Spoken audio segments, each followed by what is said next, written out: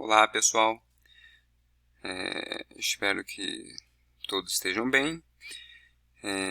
Vamos aí dar uma continuidade à aula passada, então aula 32. Objetos de conhecimento, ainda estamos falando de aspectos históricos, né, e suas implicações, né, na dinâmica de Newton. Então vamos aí para a parte 2. Ainda é a mesma sequência didática número 6. Estamos falando ali das duas linhas do tempo, né? A gente completou uma e agora a gente vai retomar a partir da segunda. Eu sou o professor Caio Polito, vamos lá. Então, basicamente, o que a gente tinha como hipótese aí de trabalho, né, é fazer aí um trajeto desde Aristóteles até Newton, do ponto de vista da transformação do conceito, né, ou dos conceitos, né, de espaço e movimento, né, à luz das conquistas, né, que foram feitas aí ao longo do tempo, né, em cosmologia, em astronomia, né, e na própria descrição da natureza e mudança da forma de se ver, né, a ciência, né, a própria natureza, né, que culmina na Revolução Científica do século XVII. Então, fazendo uma retomada de alguns conceitos que foram colocados na aula passada, só para aprofundar um pouquinho, né, para depois a gente continuar, foi comentado sobre a escolástica, né, que ela recepciona, né, posturas, né, de Aristóteles, né, as posições, né, de Aristóteles. Então vamos lá. Isso aqui inclusive é um trecho que foi pego na internet ali na Wikipedia, né. Escolástica é um método ocidental de pensamento crítico e de aprendizagem, com origens nas escolas monásticas cristãs, que concilia a fé cristã com um sistema de pensamento racional, especialmente da filosofia grega, a razão aristotélica e platônica, colocando ênfase na dialética para ampliar o conhecimento por inferência e resolver contradições, né? Então, quando se fala aqui da influência aristotélica, né, e platônica, né, a gente pode até pensar aqui em dois personagens principais, né, que participaram dessa recepção, né. Um é Santo Agostinho, né, que está mais ligado à tradição platônica, e outro Tomás de Aquino, né, que está ligado mais à questão aí da tradição aristotélica, né, que recepciona com uma certa cautela, como foi comentado na aula passada, né, porque o próprio Tomás de Aquino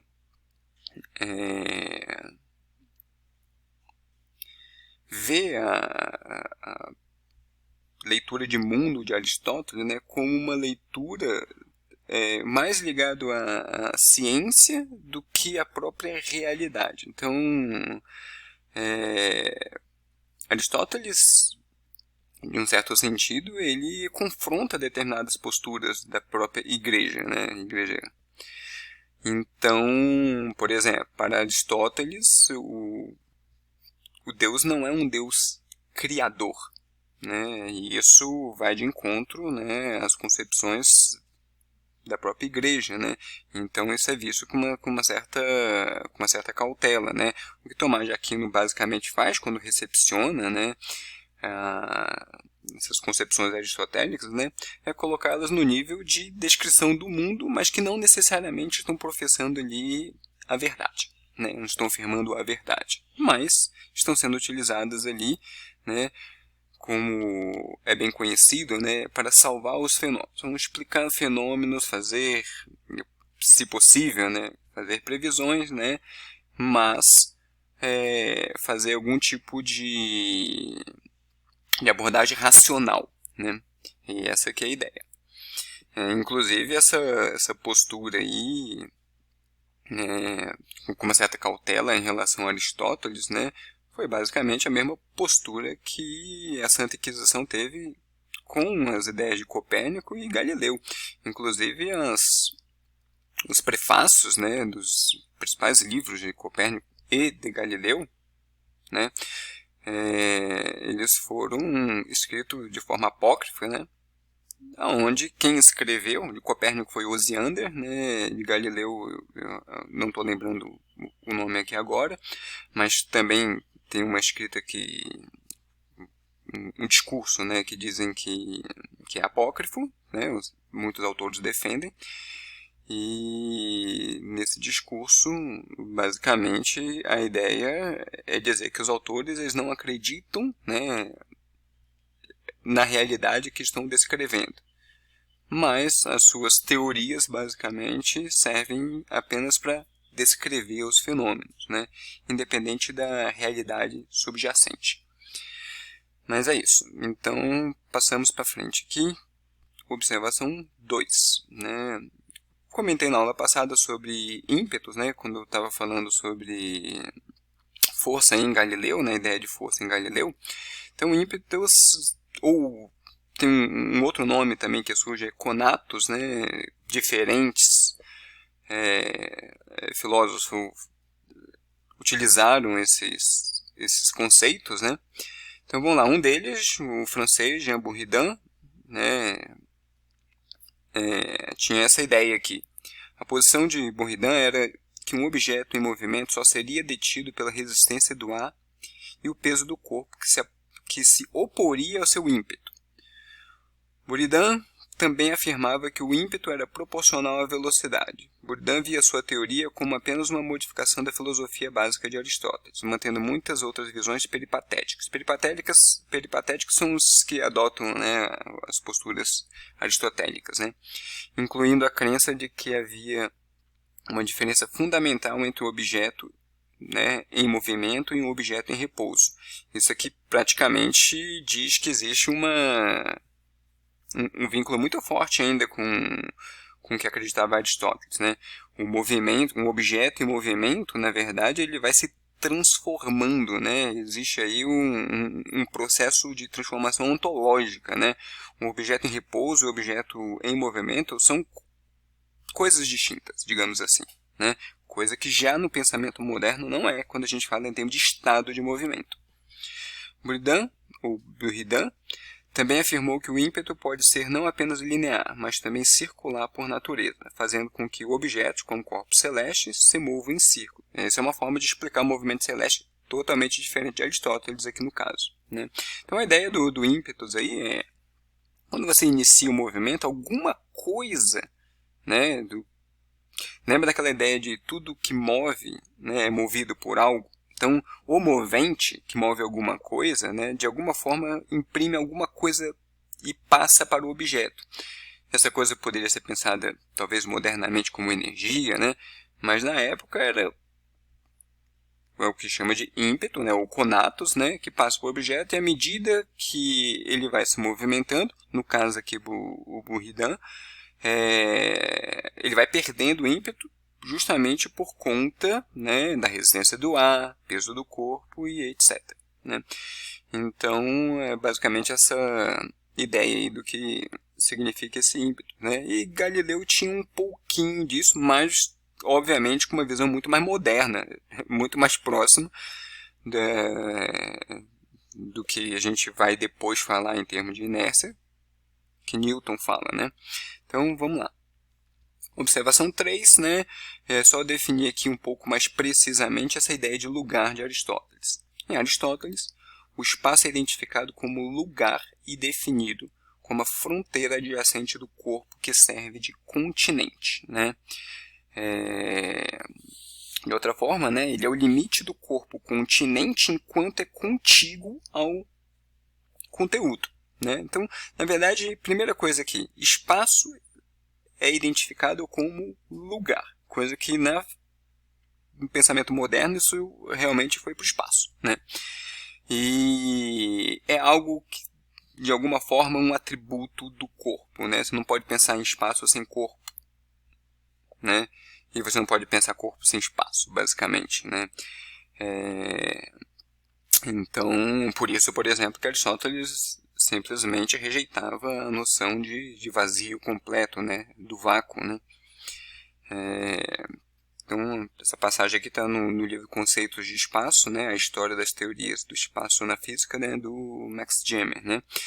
E basicamente o que a gente tem aí, né, o que a gente viu aí na aula passada, né, foi que todas essas figuras aqui, né, estão discursando contra essa ideia, né, de natureza e de ciência, né, rejeição da matemática, por exemplo, como uma instância, né, do saber, né, que tem a capacidade de conhecer realmente, né, ter um certo conhecimento da realidade,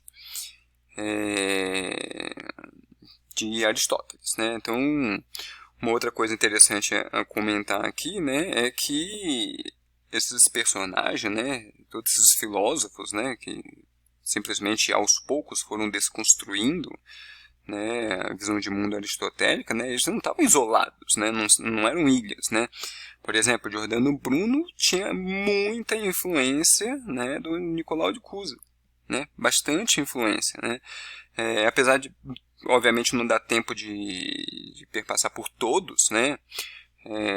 O iraniano Avicenna, por exemplo, né, é um dos precursores, né, da ideia bastante, não tão moderna, né, bastante inicial ainda, né, inclusive de quantidade de movimento que a gente vai ver em Descartes, né, ou a própria inércia mesmo.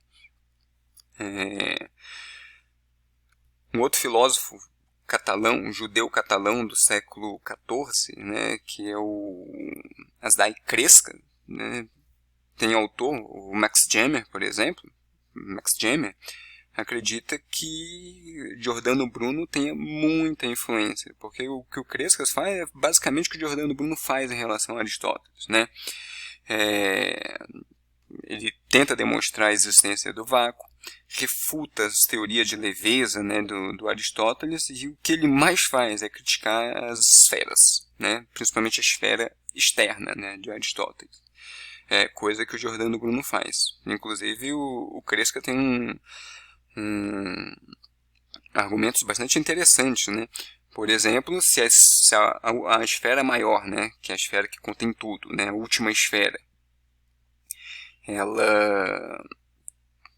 se você pensar o espaço como um lugar dela, né, ou pensar como uma superfície, ela pode conter corpos, né, cuja soma dos lugares, né, da quantidade de lugares, né, os lugares totais, né, somados do interior, né, dessa esfera, ele simplesmente pode ser maior do que o todo. E aí você vê uma certa inconsistência, né? Esse era o Crescas, né? Então é isso, né? O próprio Kepler, né, foi assistente do Tycho Brahe, né? Então, bastante, né, influência. Kepler enviou trabalhos para Galileu, né? Então essas pessoas, obviamente, as que estavam convivendo na mesma época, né, de uma certa forma se conversavam, né? Então, vamos lá. Então, a gente parou basicamente na linha do tempo, né, onde a gente ia falar aí sobre a evolução do espaço e movimento, e aí vamos, por uma questão de tempo aqui, apesar de sabermos que tem muito mais gente envolvida aqui, mas vamos nos concentrar aqui em Galileu e Descartes. Então, voltando a Galileu. Galileu já foi apresentado, né? Então, vamos lá. No livro do Paulo Abrantes, Imagem da Natureza, né? Imagem de natureza e imagem de ciência, né? Tem uma passagem aqui interessante, né? A lista de qualidades primárias foi especificada de diferentes maneiras pelos filósofos naturais ao longo do século XVII. Para Descartes, a lista envolvia uma única qualidade, a extensão. Para Galileu, seria a grandeza, um número, a figura, uma forma geométrica, né? E o movimento. Para Boyle, seria extensão, a forma, a impenetrabilidade e o movimento. E para Newton, elenca a extensão, a dureza, a impenetrabilidade, a mobilidade e a inércia. Então, basicamente, é aquela coisa que já foi comentada, né? A separação de qualidades primárias e secundárias, né? As secundárias são aquelas qualidades que são mais subjetivas, né? A sensação que tem a ver com os nossos sentidos, né? E que não estão na realidade de fato. Então, eles não podem ser matematizados, né? como sabores, odores, né, cheiros, né, em geral, cores. Hoje a gente sabe, obviamente, que cores tem uma pegada objetiva, né, tem a ver com frequência, mas a sensação da cor ainda é uma sensação subjetiva, né? E as qualidades primárias poderiam ser simplesmente passíveis de matematização. Essa que é a ideia. É por isso que aqui a gente já começa a falar sobre realmente o método experimental ligado à matematização, geometrização, né, do movimento e do espaço, uma vez que o espaço é infinito, é homogêneo, não tem hierarquias, então ele já é passível de geometrização. Então, características, né, de Galileu, algumas já foram comentadas, né, ligado a uma tradição neoplatônica, né, em uma arte realista da ciência, né, os corpos podem ter movimentos circulares, né, então tem a ver com aquela questão da união, né, dos movimentos celestes com os movimentos, né, na Terra, né. Experimentos de pensamento, experimentos de fato que foram feitos, né. Einstein é um que usava muito experimento de pensamento, bastante úteis, né, para a criação de hipóteses e depois, obviamente, comprovações, né. Utilizou pêndulos, né, planos inclinados, né, e nesse experimento ele conseguia ver certas regularidades, portanto, possibilidade de geometrizar o movimento, escrever equações, né. A natureza escrita em linguagem matemática, uma frase bastante, né, forte, né, de Galileu. Demonstração matemática para ele, né, é uma instância realmente necessária para você chegar ao conhecimento, né.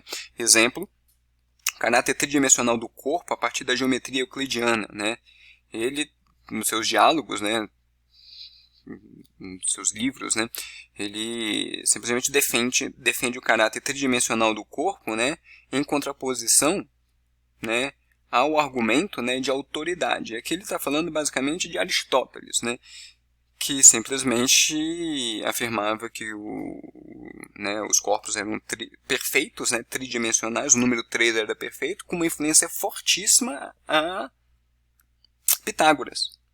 Então, Aristóteles recorria ao Pitágoras como argumento de autoridade, e porque Pitágoras falou, então é verdade. É isso que Galileu realmente se opõe nesse caso. E aí ele tenta utilizar a geometria euclidiana, né, para chegar na noção do corpo, né, que está no espaço tridimensional, né. Aqui a gente tem um exemplo aqui de experimento, né, do plano inclinado, né, e bastante interessante aqui, porque o movimento dos corpos para Galileu estava muito ligado à questão aí do peso, né, daquele negócio, da queda dos corpos, que era influenciado por alguma coisa que ele não conhecia, obviamente, né, ou matematicamente, inclusive, né, como a força da gravidade, né, mas sabia que existia alguma influência aí, né, no qual a variação da velocidade era possível, né? Então, por exemplo, num plano inclinado, né, quando um corpo cai, né, ele notou que regularmente, né, e gradualmente, né, a velocidade vai aumentando, né?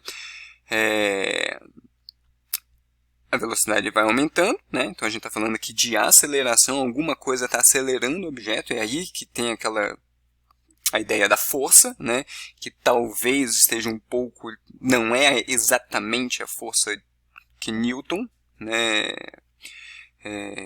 estabelece, né, tem aí um certo resquício ainda do ímpeto, né, e esse ímpeto, né, é alguma coisa que foi impressa no corpo e ele simplesmente contribui para a variação da velocidade. Aqui no caso, quando ele cai, ele aumenta a velocidade.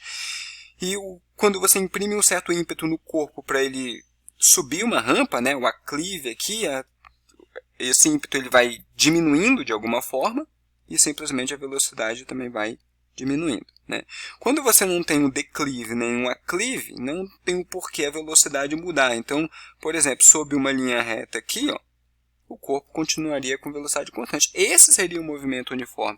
A gente poderia pensar aqui, se não tem ímpeto, né, aquela ideia lá E se um corpo móvel é movido por alguma coisa, simplesmente ela está indo também para o espaço, né? Porque aqui você não tem variação de velocidade, então você não tem o que ele fala ali do ímpeto que está fazendo, ou a força que está fazendo variar essa velocidade, não tem essa força, mas você tem uma velocidade constante. Então esse movimento aqui seria esse movimento uniforme, que no fundo ainda não é o movimento uniforme de Galileu, vamos comentar aqui, mas você tem uma velocidade constante ali sem o corpo precisar ser movido, que é contra completamente, né, a concepção aristotélica, né, e de o Buridan, por exemplo, né. Mas é o seguinte, ele está seguindo esse movimento aqui, né, uniforme, e no caso aqui retilíneo, porque o corpo está sob uma superfície. Se eu não tivesse a superfície aqui, a tendência desse corpo aqui, simplesmente, seria fazer um movimento circular, né. Galileu ainda estava muito ligado à questão do movimento circular, obviamente por motivos diferentes de Aristóteles, né. Então, aqui, ó. Isso aqui já é diretamente do diálogo entre os dois principais sistemas do mundo, tá? Citado aqui, por exemplo, aqui no livro da Elika Takimoto, né? História da Física na Sala de Aula, né? Então, vamos lá. O movimento circular arremessador imprime ao projétil um ímpeto, ó, Galileu falando aqui ímpeto, de mover-se. Quando acontece que eles se separam pela reta tangente ao círculo do movimento no ponto de separação, e continuando o movimento por essa tangente, afasta-se sempre do arremessador. E dissesse que por tal linha reta o projétil continuaria a mover-se, quando não lhe fosse acrescentada pelo próprio peso uma inclinação para baixo, da qual deriva a incurvação da linha do movimento, né?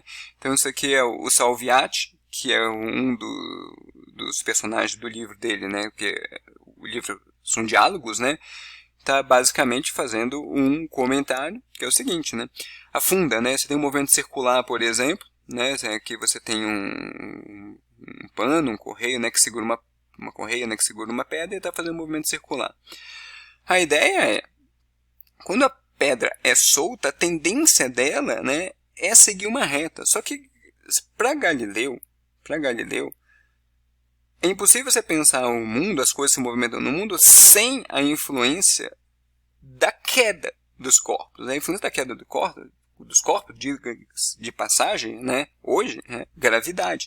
O mundo de Galileu não pode ser separado da noção da gravidade. Então, o corpo sempre vai ter essa gravidade. Então, a princípio, se não existisse, né, a variação, né, da sua direção de velocidade por conta da gravidade, o movimento seria retilíneo, né?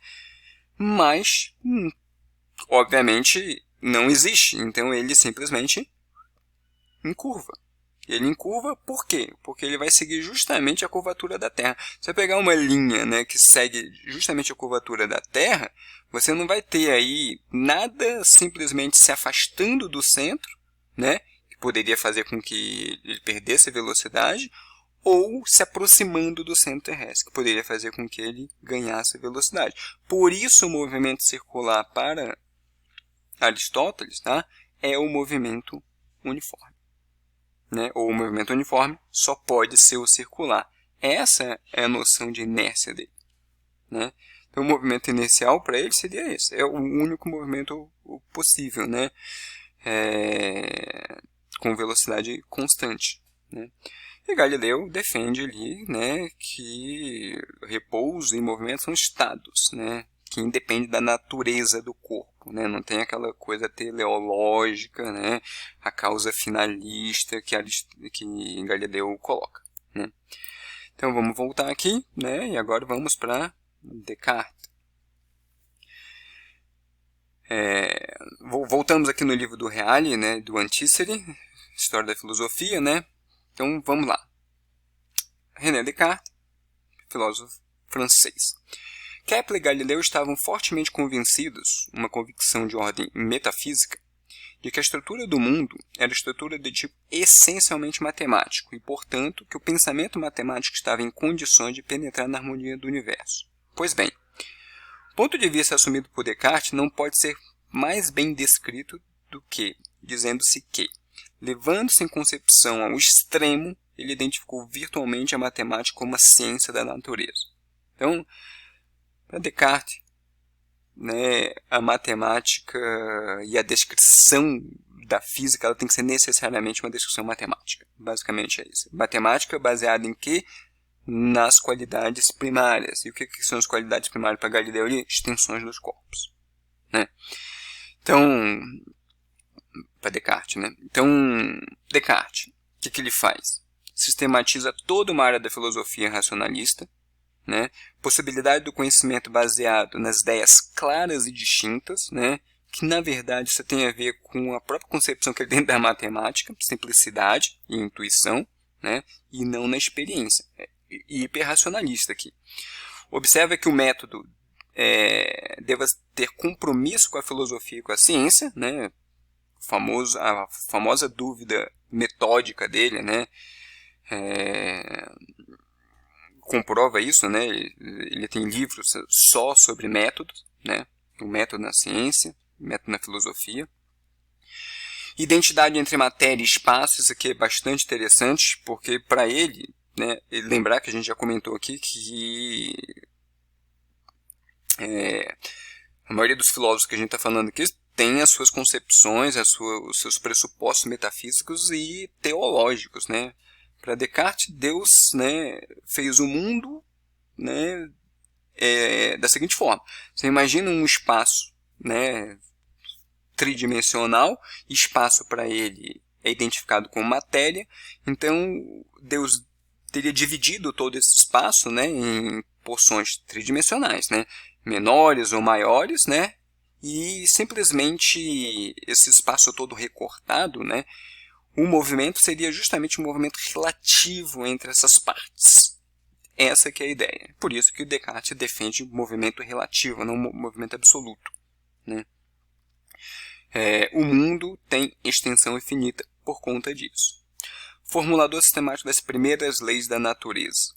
Né? Então aqui a gente está falando aí já de... Kepler também tinha leis, né? Mas a concepção mais moderna de leis já começa com Descartes. Criador da geometria analítica e propositor do princípio de conservação do movimento, que também tem um vínculo aí com sua concepção metafísica, né, de que Deus, né, criou o mundo, né, e imprimiu nele uma certa quantidade de movimento, essa quantidade de movimento, que inclusive a gente vai tratar em dinâmica, como uma grandeza vetorial, que Descartes não fazia, né, como sendo massa vezes velocidade. E essa quantidade de movimento ela é constante no mundo. Ela não é localmente. Os corpos podem trocar essas quantidades, né, um em contato com o outro. Porque o mundo de Descartes é pleno. Quando o espaço ele é todo recortado, você não tem espaço vazio ali. Né? O seu espaço que confunde-se com a matéria, né, ele é pleno. Ele sempre é ocupado por alguma coisa. Na verdade, não é nem que seja ocupado, né? Não tem como ter o vazio. Tudo é pleno, tudo é espaço, e o espaço é matéria, e a matéria é sempre composta da mesma coisa em qualquer lugar do mundo. O mundo é descrito via leis da matéria e do movimento. Esse é o mecanicismo dele. Né? E força para Descartes é força de contato, troca de velocidades. Né? Então, se um corpo tem uma velocidade que varia, é porque necessariamente ele teve contato com outro corpo. Essa aqui é a ideia.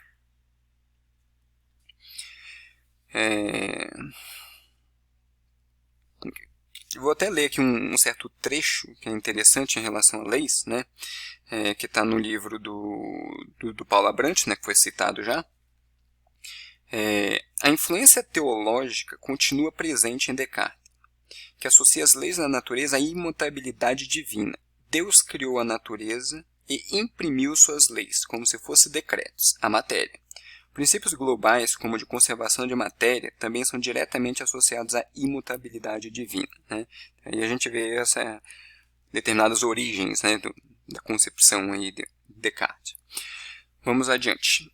Então, na obra de Descartes, O Mundo ou Tratado da Luz, né, temos um trecho aqui interessante. Está falando da primeira lei. A primeira é que cada parte da matéria em particular permanece sempre no mesmo estado enquanto o encontro com as outras não obriga a alterar.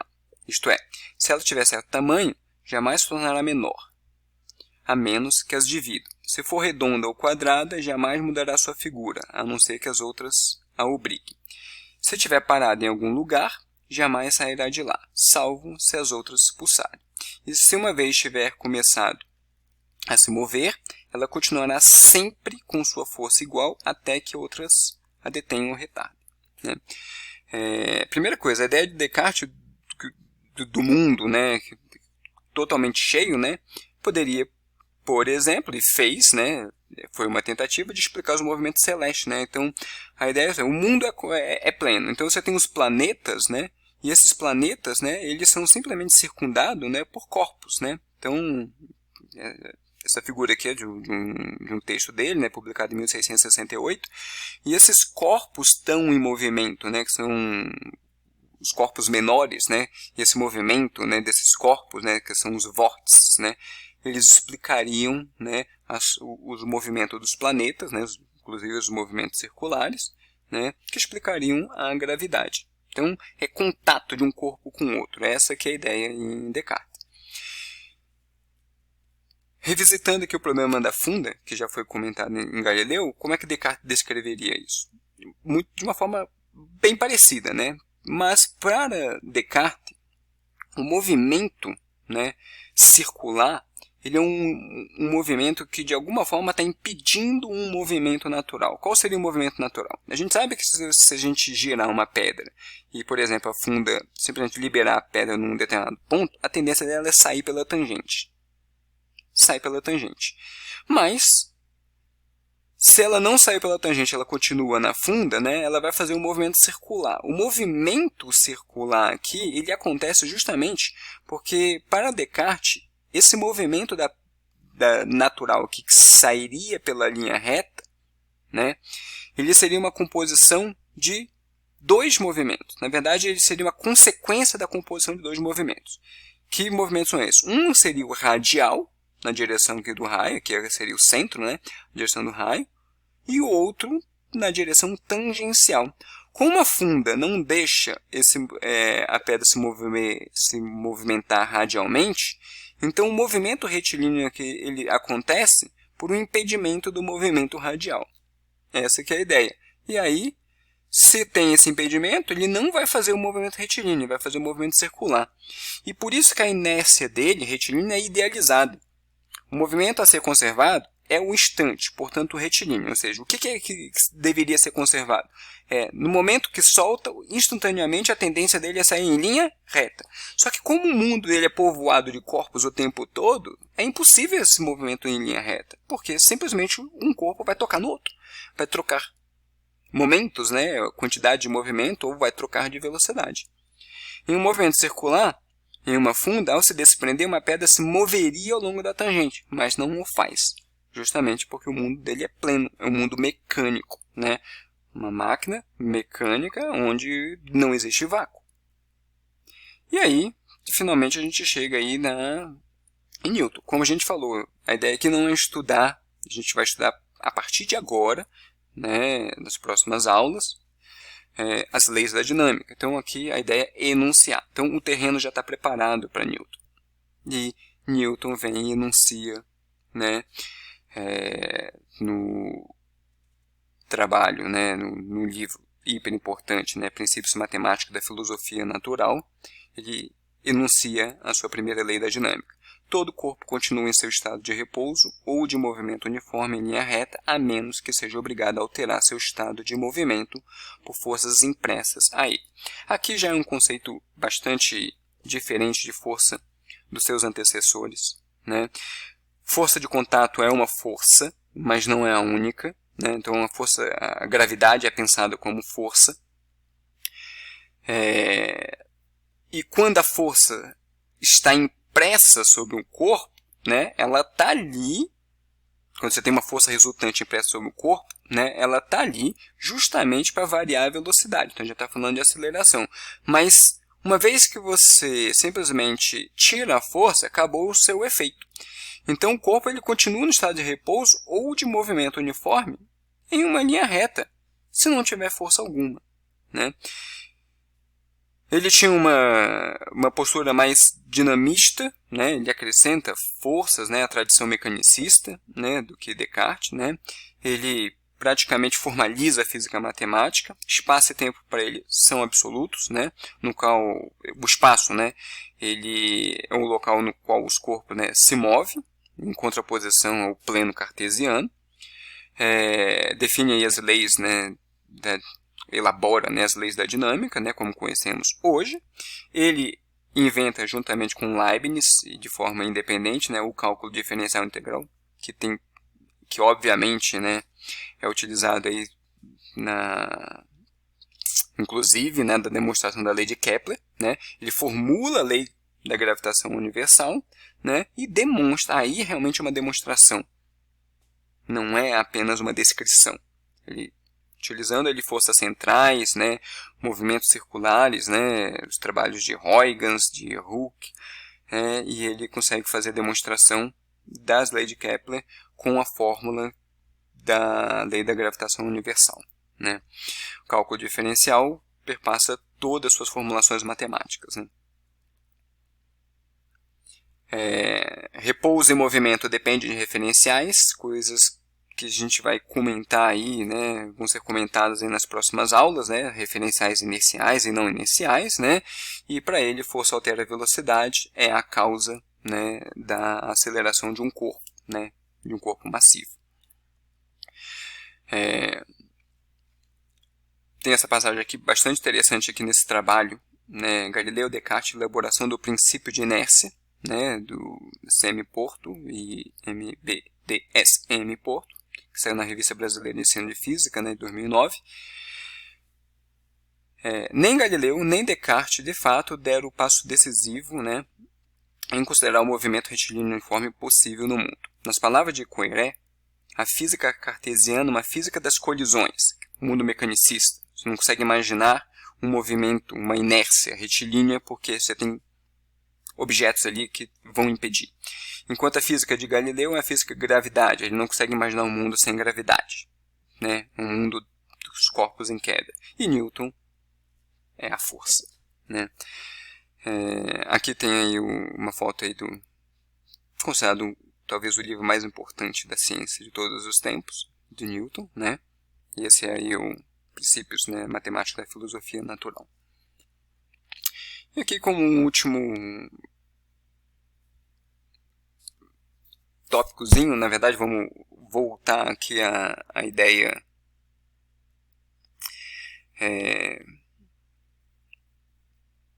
voltou. Estava esperando aqui o vídeo aparecer. Olha só que interessante esse videozinho no YouTube. Aqui a gente tem vários engrenagens que têm formas circulares, né, cujas combinações geram curvas. Isso aqui é muito interessante se a gente for pensar em termos de Ptolomeu e os epiciclos.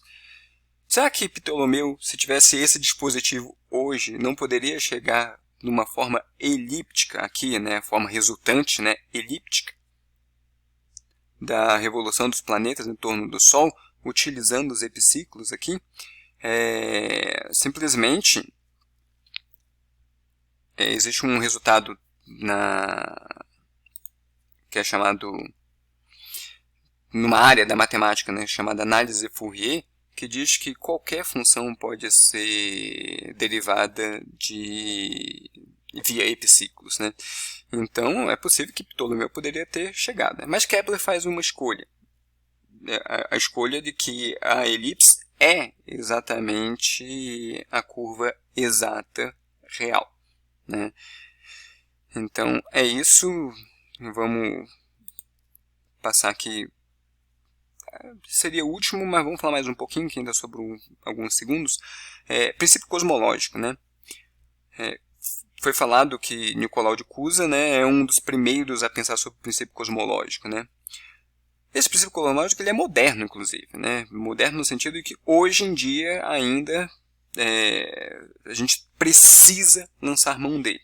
As soluções encontradas nas principais teorias cosmológicas consistem na adoção desse princípio, segundo o qual o universo em expansão deve ser necessariamente homogêneo e isotrópico, quando examinado por um observador típico. Não há como demonstrá-lo. Mas será que esse princípio é minimamente compatível com as observações que conhecemos? Então, nesse livro aqui, Introdução à Cosmologia, do Ronaldo de Souza, ele fala justamente sobre esse princípio que hoje, inclusive, para fazer cosmologia contemporânea, baseado inclusive na relatividade geral, você adota o princípio para poder uma hipótese de trabalho.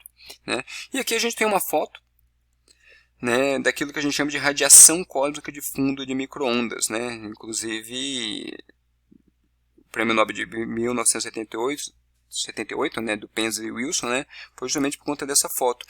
E, basicamente, isso daqui é como se fosse um fóssil da luz inicial do Big Bang, quando o universo era muito quente. E nota-se, pela análise, que ele é globalmente uniforme, isotrópico, significa, se você olhar em todas as mesmas direções, você vê basicamente a mesma coisa.